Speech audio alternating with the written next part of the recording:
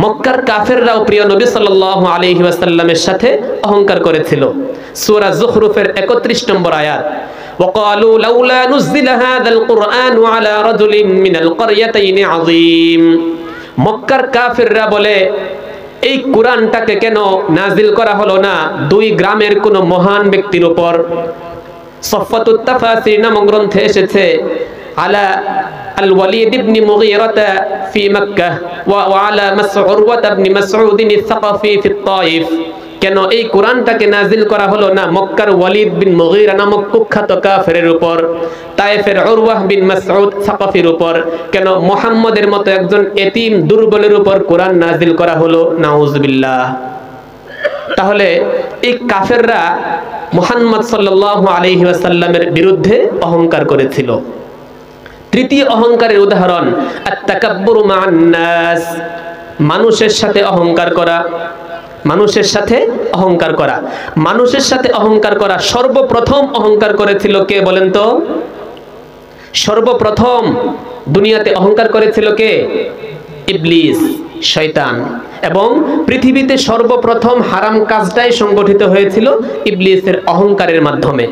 আল্লাহ তাআলা যখন ইবলিসকে সেজদা করার আদেশ করলেন যে তুমি আদমকে সেজদা করো, তখন সে সেজদা করতে অহংকার করে।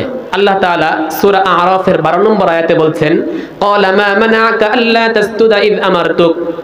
হে ইবলিস, তোমাকে কিসে বাধা দিল, কোন কারণে তুমি সিজদা করতে উদ্ধত প্রকাশ করলা যখন আমি তোমাকে সিজদা করতে আদেশ করলাম? সে আল্লাহর আদেশকে অমান্য করে নিজের যুক্তি দেখিয়ে বলল, ক্বালা আনা খায়রুম মিন, আমি এই আদমের চেয়েও শ্রেষ্ঠ। কিভাবে শ্রেষ্ঠ? খলাকতানি মিন নারিন ওয়া খলাকতাহু মিন তিন, আপনি আমাকে সৃষ্টি করেছেন আগুন থেকে আর এই আদমকে সৃষ্টি করেছেন কাদামাটি থেকে। কথা তো ঠিক আছে, কথা ঠিক আছে না? কিন্তু সমস্যা হচ্ছে সে আল্লাহ তাআলার আদেশটাকে উপেক্ষা করে নিজের যুক্তি দেখিয়েছে, নিজের যুক্তি দেখিয়েছে। ইবনে সিরিন রাহমাতুল্লাহি আলাইহি বলেছেন, আউয়ালু মান কাসা ইবলিস, সর্বপ্রথম পৃথিবীতে আল্লাহর আদেশকে অমান্য করে নিজের যুক্তি পেশ করেছিল ইবলিস। ফামান কাসাদ-দীনা বিরাইহি, অতএব যেই ব্যক্তিটাই পরবর্তীতে নিজের যুক্তি দিয়ে শরীয়তকে অমান্য করার চেষ্টা করবে, কারানাহুল্লাহু মা ইবলিস, আল্লাহ তাআলা তাকে কিয়ামতের ময়দানে ইবলিসের সাথে হাসর নাসর করবেন। নাউজুবিল্লাহ।